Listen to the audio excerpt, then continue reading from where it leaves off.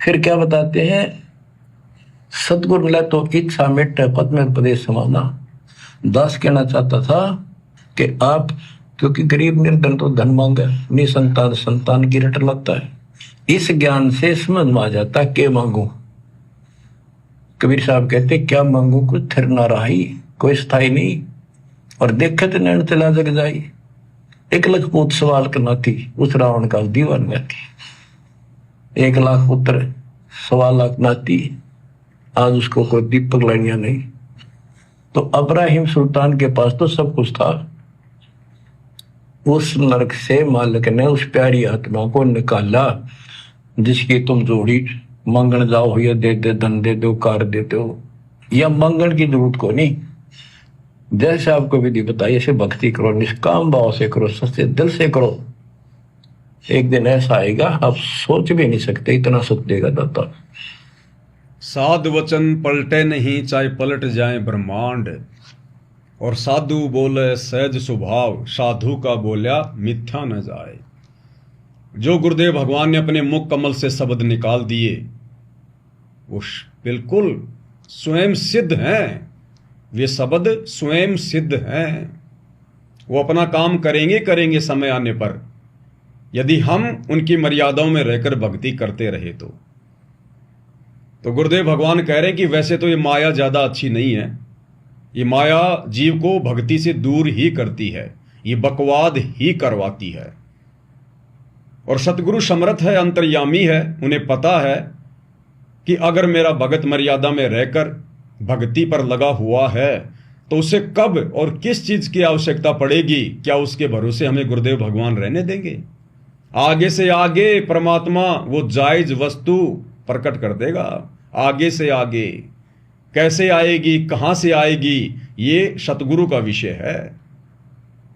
तो आवश्यकता से ज्यादा विष गुरुदेव वर्तमान कलयुग की बिचली पीढ़ी में अपने बच्चों को नहीं खिलाएंगे। और आप और हमने भी अब इतना समझदार हो जाना चाहिए गुरुदेव के ज्ञान को समझकर कि हमारे अंदर भी विष को चखने की चाहत नहीं होनी चाहिए। इस विष को हम अनंत युगों से चखते हुए आ रहे हैं। गुरुदेव कहते हैं कि बच्चों, तुम्हारा ये अंतिम दाव है तुम्हारा। तुम कति गोल पे लाकर खड़े कर दिए गए, गोल पर, जैसे फुटबॉल को गोल पर लाके खड़ा कर दिया जाता है और अब एक ठोकर मारनी होती है। अगर वो ठोकर सही लग गई तो गोल हो जाती है। तो आप और हमने भी अब इतना समझदार बनना पड़ेगा कि ये विष तो हम अनंत युगों से खाते आ रहे हैं। इस विष ने सिवाय हमारे को दर्द के, दुख के, 84 लाख योनियों के, नरक के कुछ भी नहीं दिया। अब हमें वो असली मिठाई मिली है, अमृत मिला है, गुरुदेव का ज्ञान, ये भक्ति। अब तो हमने इसका रसपान करना है। परमात्मा कहते हैं, मौत निशानी नींद की, उठ कबीरा जाग, सब रसायन छोड़कर एक राम रसायन चाख। राम रसायन, ये भक्ति रूपी रसायन, हमने अब ज्यादा से ज्यादा इस अमृत को चखना है अपनी आत्मा के कल्याण हेतु। और सत्संगों के माध्यम से भी गुरुदेव का यही प्रयास रहता है कि इन आत्माओं के दिल में माया प्राप्ति की चाहत ना हो। माया आएगी तो साथ में मान बढ़ाई भी लेकर आएगी, दिखावा भी लेकर आएगी, थोड़ा बहुत अहंकार भी प्रकट करेगी। क्योंकि आप यदि आग के नजदीक जाओगे तो तपत लगेगी, गर्म लगेगा ही लगेगा, क्योंकि वो आग का गुण है। यदि उसके निकट जाएंगे तो जलन होगी। और समझदार व्यक्ति वही होता है, वो आग से उतनी दूरी बनाकर रखता है कि आग मुझे किसी प्रकार से कोई नुकसान ना पहुंचा दे और मेरा काम भी हो जाए। तो समझदार भगत वर्तमान में जानबूझकर ऐसी गलती नहीं करेगा। गुरुदेव भगवान से धन मांगने की, माया मांगने की, संपत्ति मांगने की और आवश्यक वस्तु के भरोसे परमात्मा रहने नहीं देगा। फिर गुरुदेव ने अब्राहिम सुल्तान का उदाहरण दिया कि अगर तुम्हें अपने गुरुदेव के वचन समझ में नहीं आ रहे हैं तो अपने भगत भाइयों के उदाहरणों से कुछ शिक्षा ले लो। अब्राहिम सुल्तान हमारा भगत भाई जो पहले गुरुदेव की शरण में था और उसको जब ज्ञान हुआ तो उसने वो राज्य छोड़ दिया, वो सुख संपत्ति त्याग दी जो सुख संपत्ति देवताओं के राजा इंद्र के पास भी नहीं है। इतने ठाट बाट थे उसके, ऐश्वर्यवान राजा था। 18 लाख तो घोड़े थे, यानी उस समय एक घोड़ा एक मर्सिडीज गाड़ी। लाखों की संख्या में उसके पास हाथी थे, एक हाथी एक 24 टायर चक्का, 24 टायर वाला जो ट्रक होता है बड़े वाला ट्रोला, वो समझो एक हाथी। तो लाखों तो उसके पास हाथी, 18 लाख घोड़े। और सोचो और ज्यादा धन कितना होगा, क्योंकि 18 लाख घोड़ों को रोजाना खाने के लिए चारा भी चाहिए, हाथियों के लिए चाहिए, कई लाखों की सेना की तनख्वाह, खाना पीना, अन्य ठाठ बाट। तो सोचो कितना धन था उसके पास में। गुरुदेव ने एक सत्संग में बताया 72 गंज खजाना था, 72 गंज, और एक गंज में अरबों खरबों। और जब उसे ज्ञान हुआ कि ये माया तो जहर है, जहर, ये जो मैंने जमा कर ली है ये मेरे लिए कब्रिस्तान बनेगी, एक दिन कब्रिस्तान मुझे नरक का रास्ता दिखाएगी। मुंह काला करके निकल गए घर से, मुंह काला करके, परमात्मा प्राप्ति के लिए जहर समझकर, अपनी दुश्मन समझकर। और आज हम नादानी में उस दुश्मन को अपने घर लाना चाहते हैं, उस जहर को चखना चाहते हैं। तो चखेगा वही जिसको अभी आध्यात्मिक ज्ञान अच्छे से समझ में नहीं आया, जिसने टारगेट बना लिया कि मुझे तो सतलोक जाना है अब की बार 84 से पार। वो आत्मा मांगेगी ही नहीं, उसकी जुबान पे ताला लग जाएगा कि क्या मांगूं। गुरुदेव ने सब कुछ तो बता दिया, क्या मांगूं कुछ थिर ना रहाई, और देखत नैन चल्या जग जाही। 1 लाख पूत 1.25 लाख नाती, उस रावण के दीवाना बाती। रावण जैसे धनवान राजा तो हम लाख जन्म में नहीं हो सकते, लाख जन्म में। और अंत में वो भी एक सुई की नोक नहीं लेकर जा सका, जिसके 1 लाख पुत्र, एक से एक बलशाली, 1.25 लाख रिश्तेदार। आज उस रावण के घर पर कोई दीपक लगाने वाला भी नहीं है, यानी उसका वंश समूला नष्ट हो गया। तो आप और हम फिर क्या कर सकते हैं? हम किस महिमा की चाहत में हैं? हम कौन सा नाम कर लेंगे? तो ये तमाम उदाहरण गुरुदेव भगवान हमें जो दे रहे हैं, हमने इन पर विश्वास करना पड़ेगा। संतों के वचनों पर हमने विश्वास करना पड़ेगा कि परम संत जो कह रहे हैं वो शाश्वत सत्य है। एक होता है संत, और गुरुदेव ने एक सत्संग में बताया कि बच्चों, ये तो केवल इस कलयुग की बिचली पीढ़ी में काल ने सबकी बुद्धि मलिन कर दी है। अन्यथा पहले के समय में संत चाहे कैसा भी है, उसकी बात पर विश्वास किया जाता था, यकीन किया जाता था। और विश्वास के बलबूते पर, क्योंकि परमात्मा नहीं चाहता कि मेरी आत्माओं का विश्वास टूटे। संत भले नकली हो, लेकिन श्रद्धालुओं ने अगर श्रद्धा के साथ में विश्वास कर लिया तो परमात्मा उस काम को बनाता था, बिगाड़ता नहीं था, ताकि इन आत्माओं की श्रद्धा बनी रहे, इन आत्माओं में धार्मिकता बनी रहे। तो गुरुदेव ने बताया उस समय संतों के वचनों पर विश्वास किया जाता था। और राजा मोर ध्वज का उदाहरण दिया गुरुदेव ने, भाई और बहनों, राजा मोर ध्वज का। श्री कृष्ण जी और अर्जुन दोनों संत का रूप धारण करके राजा मोर ध्वज के यहां गए, क्योंकि वहां एक धार्मिक अनुष्ठान था। राजा मोर ध्वज उस दिन अपने पुत्र ताम्र ध्वज का जो है राज तिलक कर रहा था, उसे राज्य प्रदान कर रहा था। और सभी साधु संतों को उसने निमंत्रण दिया हुआ था, सबको दिल खोलकर दान दे रहा था, खुश कर रहा था। उसी दौरान अर्जुन को अहंकार हो गया कि हे केशव, मेरे से बढ़कर आपका कोई भगत नहीं है, मेरे से बढ़कर आपका दूसरा कोई भगत नहीं हो सकता। जिस प्रकार जब कबीर परमेश्वर 650 साल पहले आए तो उनके साथ में रहने वाले उनके मुंह बोले बेटे कमाल को अहंकार हो गया था कि गुरुदेव, मेरे से बढ़कर आपका कोई सेवक नहीं है, अगर मैं आपके साथ नहीं चलूंगा तो आपकी सेवा कौन करेगा। तो गुरुदेव भगवान ने उसका भी अहंकार तोड़ा, सेव सम्मन के घर जाकर। सारी कथा का हमें पता है किस प्रकार से नेकी और सम्मन ने अपने गुरुदेव भगवान की इज्जत रक्षा के लिए, उनको भोजन कराने के लिए, भोग लगाने के लिए अपने इकलौते पुत्र शिव यानी सेव की भी कुर्बानी दे दी, गर्दन काट दी।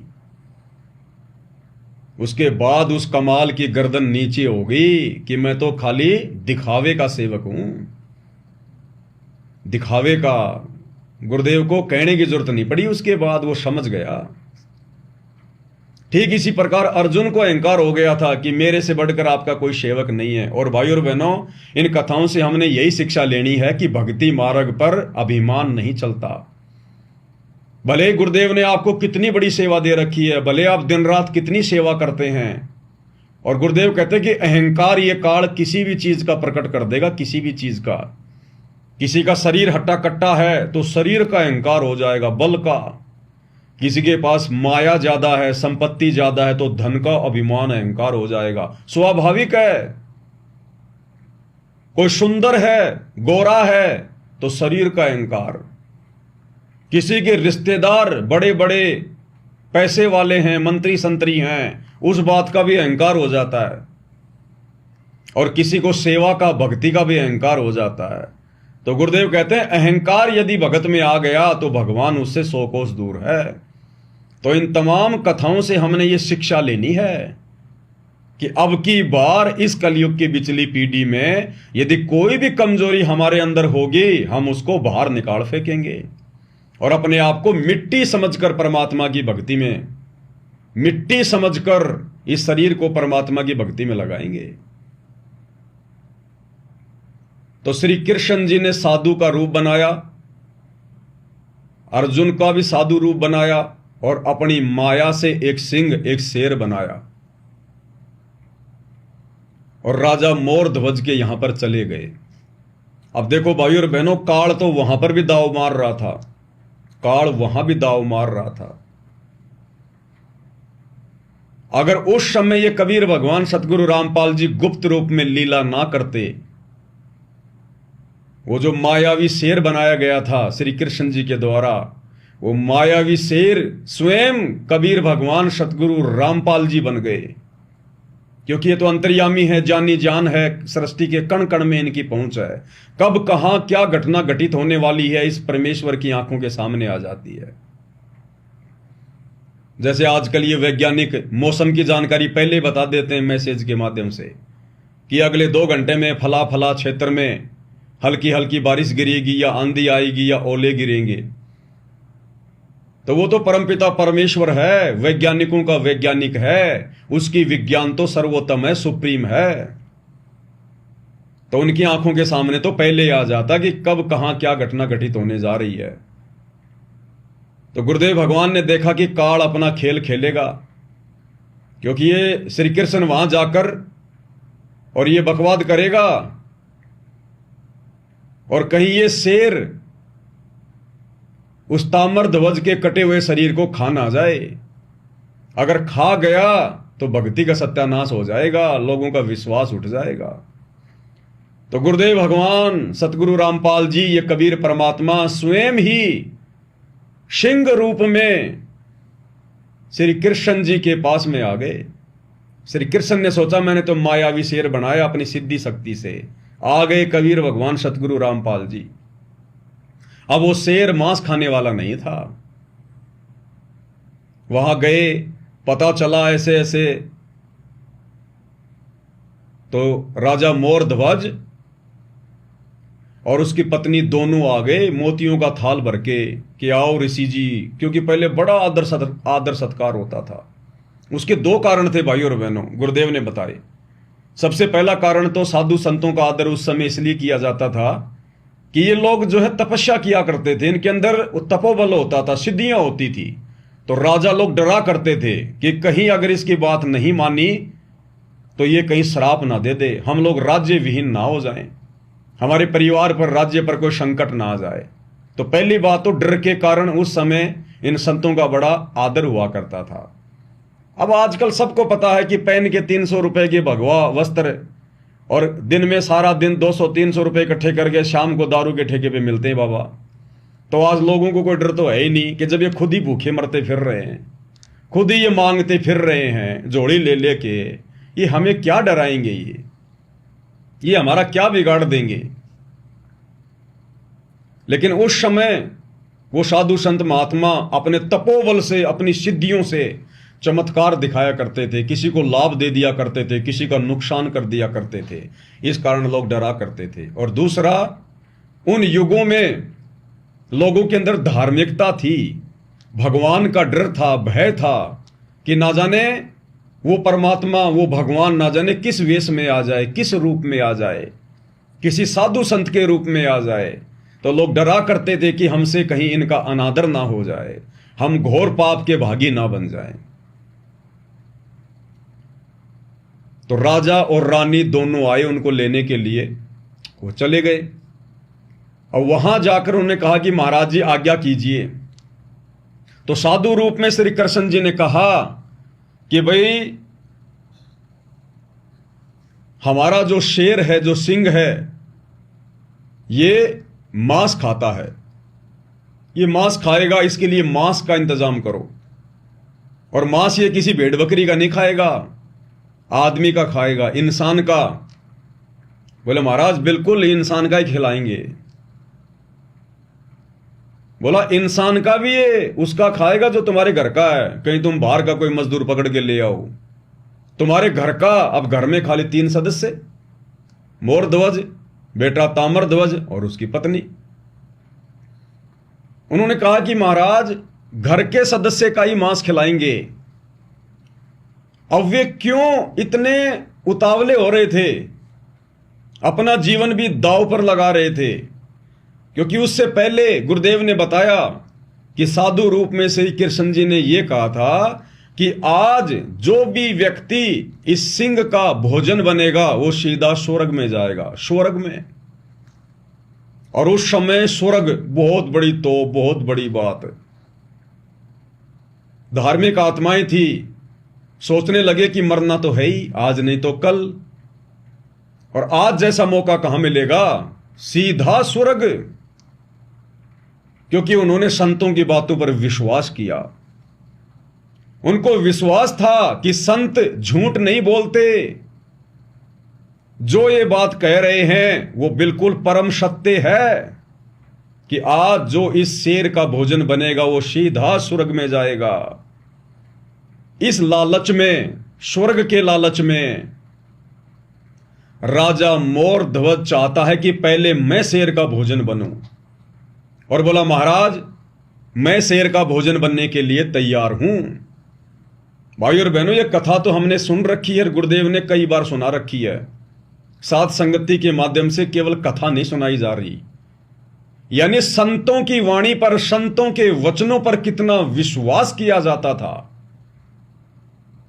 गुरुदेव भगवान ने कहा ना विशेष संदेश में कि पुण्यात्माओं तुम विश्वास रखना, जो भक्ति विधि तुम्हें दे दी गई है इसको तुम मर्यादा में रह के करते रहना। एक दिन तुम्हारे ठाटम ठाट हो जाएंगे, ठाटम ठाट। डगमग ना होना, मन में दोष पैदा ना करना। तो हमने संत के वचन पर विश्वास करना पड़ेगा। और ये केवल संत नहीं, परम संत हैं, परम संत। तो मोर ध्वज ने पक्का विश्वास कर लिया कि संत जी जो कह रहे हैं फाइनल, और शेर का भोजन बनने के लिए तैयार। थोड़ा सा पहले हम गुरुदेव भगवान के मुख कमल से सुनेंगे, साथ साथ में फिर विश्लेषण करते रहेंगे ताकि हमारी आत्मा को दृढ़ता मिले। क्या कह रहे हैं गुरुदेव भगवान, ध्यान से सुनिएगा। ये विश्वास किया जाता था कि संत जो शब्द बोल रहे हैं वो सच्ची है। और इसी आधार से जब श्री कृष्ण जी और अर्जुन एक वेश बदलकर गए थे राजा मोरध्वज के घर पे, जिस दिन अपने पुत्र ताम्रध्वज को राज तिलक दे रहे थे मोरध्वज जी, और उसमें एक यज्ञ किया जाता था और यज्ञ में आने वाले साधु संतों की सभी मनोकामना पूर्ण करनी होती थी, तभी वो सफल मानी जाती थी। ये दोनों साधु संत रूप बनाकर और एक माया रूपी शेर बनाकर संग वो साथ ले गए।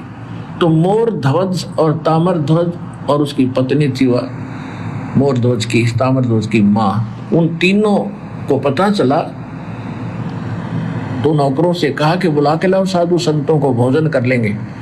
उन्होंने कहा कि नहीं, वो रानी और राजा स्वयं आए हमें यहाँ लिवाने के लिए, तब हम उसके घर पे कदम रखे। तो तीनों जने, पुत्र भी, रानी भी, राजा भी, उन साधु रूप में विराजमान श्री कृष्ण और अर्जुन, और साथ में उनका शेर खड़ा, उनको लिवाने के लिए मोतियों के थाली भरकर लेकर गए। और तब वो वहां आए तो मोरध्वज ने कहा, महाराज भोजन प्रसाद पाओ। श्री कृष्ण रूप में, साधु रूप में श्री कृष्ण जी ने कहा कि पहले हमारे शेर को आहार कराओ, फिर हम बाद में आहार करेंगे। और ये मांस खाएगा लेकिन मनुष्य का खाता है, और मनुष्य के विषय में समझ लो कोई पल्लेदार पकड़ के मत ले आना, ये तुम्हारे घर के सदस्य का मांस खाएगा। और सुन लो कि जो आज इस शेर सिंह का जो आहार बनेगा और उसकी मृत्यु होगी, वो सीधा स्वर्ग जाएगा। अब उस समय इतना विश्वास किया जाता था कि संत जो कह रहा सत्य है, और इस सत्य को मानकर मोरध्वज चाहता है कि आज मेरा दाव लगे। तो कहता महाराज मेरा नंबर लगा दो, मेरा मांस शेर के लिए काट दो, और आरे से काटना था कि मुझे काट दो, और देखो बच्चा जवान हो गया, इसको राज तिलक कर देता हूँ, फिर मैं फ्री हूँ, और ये माँ बेटा दोनों अपना राज करेंगे। अब रानी ने सोचा कि राजा ला गया दाव, आज कहते संत कह रहे हैं कि आज जो मर गया स्वर्ग में, ये तो मरना कल भी है, परसों भी है, ये तो जाना ही है, इससे बढ़िया मौत कब होगी। तो अब उन्होंने आपस में एक ये कहते हैं लालच करे तो ऐसा करे। रानी ने कहा देखो जी व्यवहार की बात है, मैं पति भरता पत्नी हूँ, मेरे से पहले मेरा पति की मृत्यु होगी तो मेरा कोई जीवन नहीं है, मेरा काम पूरा हुआ, इनको संतान की आवश्यकता थी, संतान इनको दे दी, ये बच्चा जवान हो गया, इसका विवाह करो, खाना बनाने वाले इनके पास नौकर हैं, और लड़का अभी बालक है, आपकी गाइडेंस की इसको जरूरत है राजकाज में, और मेरा काम पूरा हुआ, मेरा नंबर लाओ जी। अब उनको पक्का पता था कि जो साधु कह रहे सच्ची है, तो उस समय इतना विश्वास था। फिर ताम्रध्वज ने खुद कहा कि नहीं जी, मैंने आपकी सेवा क्या की आज तक, तो आपने पाला ही पोसा हूँ, मेरे ऊपर आपका भार बना हुआ, आपके स्थान पर मैं अपना मांस दूंगा, शेर को अपनी जान दूंगा। तो कहने का भाव ये है कि पुण्यात्माओं, साधु संतों के वचनों पर विश्वास किया जाता था। पहले ये विश्वास किया जाता था कि संत जो शब्द बोल रहे हैं सच्ची है, और इसी आधार से जब श्री कृष्ण जी क्या कह रहे हैं पूज्य गुरुदेव भगवान कि पहले साधु संतों के वचनों पर विश्वास किया जाता था, और जब श्री कृष्ण जी ने कहा कि जो आज इस शेर का भोजन बनेगा सीधा स्वर्ग जाएगा। भाई और बहनों, केवल स्वर्ग के लालच में, जिस स्वर्ग में जाने के बाद वापस नरक भोगना पड़ता है, 84 लाख योनियों का कष्ट भोगना पड़ता है, गधा कुत्ता सूअर बनना पड़ता है, केवल उस स्वर्ग के लालच में, और एक संत पर अंधविश्वास किया राजा मोरध्वज ने, अंधविश्वास, जबकि वो तो राजा था, ठाठ बाट थे, उसको क्या आवश्यकता थी भक्ति की, स्वर्ग की, उसको तो यही स्वर्ग प्राप्त था। लेकिन उस समय वो ज्ञानी होते थे, धार्मिक गुरु होते थे, उनको धर्म कर्म की जानकारियां दिया करते थे, जिस कारण से वो परिचित हुआ करते थे कि जैसा कर्म करूंगा उसका प्रतिफल भी भोगना पड़ेगा। इसलिए वो राज्य भी करते थे लेकिन न्याय किया करते थे, किसी को दुखी नहीं करते थे, तंग नहीं करते थे। केवल स्वर्ग के लालच में और एक आम संत के कहने पर, वो कोई तत्वदर्शी नहीं था, कोई परमात्मा नहीं था, केवल उसके कहने पर अंधविश्वास कर लिया। तो गुरुदेव भगवान इस कथा के माध्यम से हमें यह शिक्षा देना चाहते हैं कि वो तो एक आम संत था, केवल श्री कृष्ण था जो संत का वेश धारण करके आया था, केवल वो त्रिलोकी नाथ था।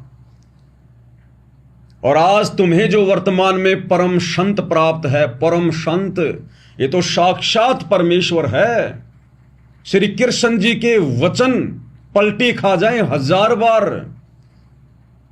श्री कृष्ण जी के वचनों की कोई वैल्यू नहीं, 1000 बार पलटी खा जाएं, लेकिन इस परम संत सतगुरु रामपाल जी भगवान के वचन पलटी नहीं खा सकते।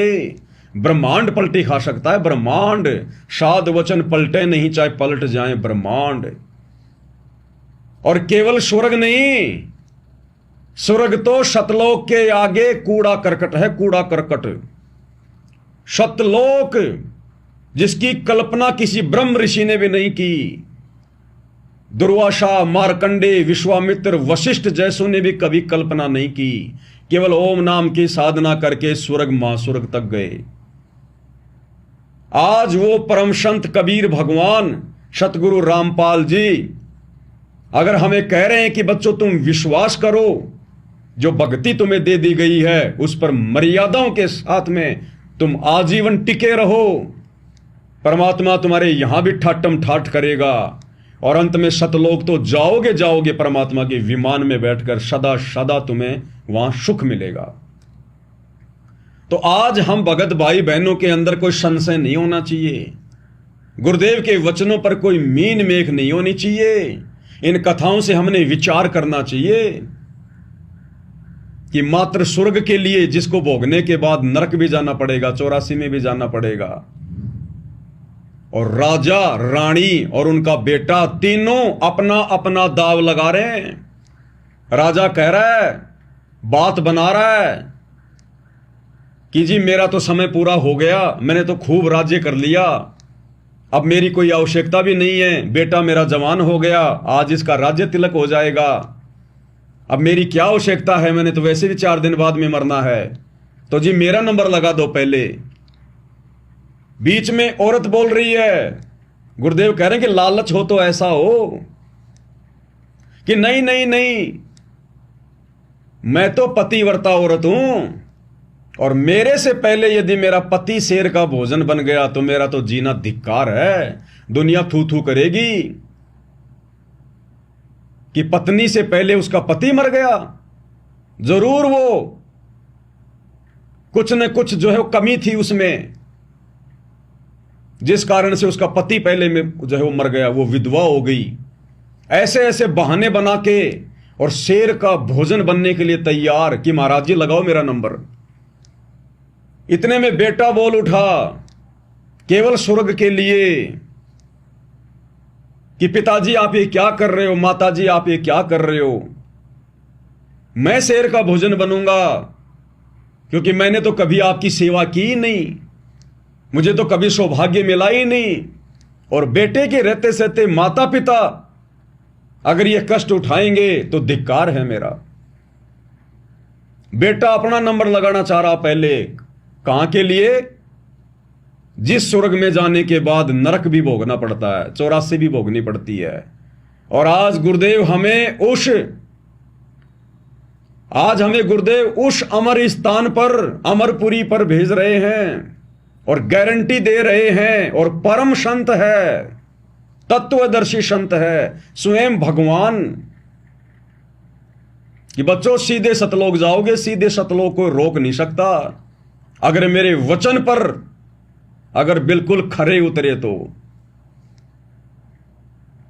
आप और हमने तो भाई और बहनों इतना अंधविश्वास करना चाहिए, इतना अंधविश्वास करना चाहिए कि आने वाली आत्माओं के लिए एक उदाहरण बन जाए कि अगर अपने गुरुजी के वचनों पर विश्वास करें तो सतसेवकों जैसा करें, उन आत्माओं जैसा करें,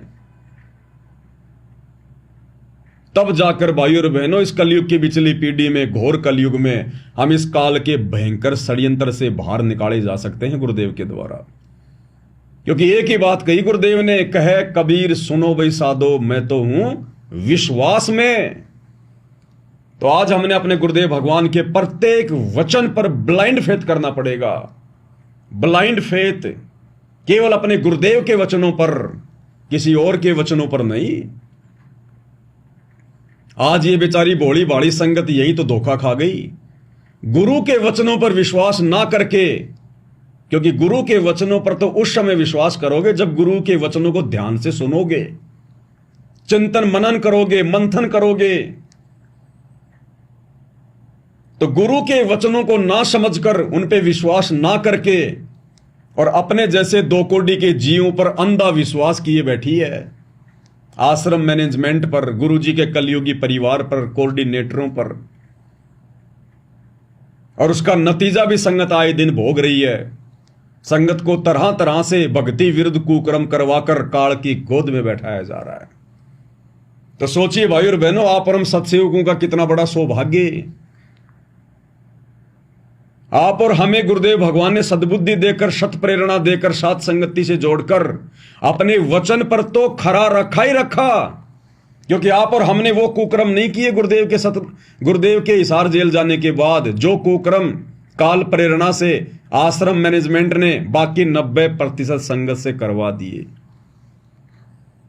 आप और हमने वो कुकर्म नहीं किए। हमने मर्यादा नहीं तोड़ी, हमने राजनीतियां नहीं की, हमने इन आश्रमों में इनको पात्रों को ज्योति पाठ और दान का पैसा नहीं दिया। तो वो वचन तो हमसे गुरुदेव भगवान ने निभाया। साथ में गुरुदेव भगवान ने हमसे अपनी पहचान भी करवाई। और उनकी पहचान होने के बाद आज हम उनके प्रत्येक वचन पर दृढ़ हैं, भक्ति पर दृढ़ हैं कि भले हम टूट जाएं लेकिन गुरुदेव की मर्यादा नहीं तोड़ेंगे। भाई घर छूटो चाहे जग रूठो, चाहे रूठो ये संसारा हो, कौन सुनेगा मेरी काल लोक में जय गुरु रूठ गया मारा हो। रूठो जग सारा पर रूठे ना गुरुदेव भगवान हमारा। और आप और हमने अंधविश्वास किया केवल अपने गुरुदेव के वचनों पर, और इसी का यह नतीजा है कि उस अंतर्यामी परमेश्वर ने आज आप और हमें संभाल के रखा हुआ है। आज आप और हमें मोक्ष मार्ग की उस पटड़ी पर दौड़ा रहे हैं, निर्विघ्न रूप से, निर्बाध रूप से। जिस मोक्ष मार्ग वाली उस पटरी से 90% संगत के पैर नीचे उतर चुके हैं। तो भाई और बहनों, विश्वास के बलबूते पर ही हम सतलोक जाएंगे, गुरुदेव को प्रसन्न कर पाएंगे। तो इस भक्ति मार्ग में गुरुदेव कह रहे हैं कि बच्चों, विश्वास अति जरूरी है, अति जरूरी।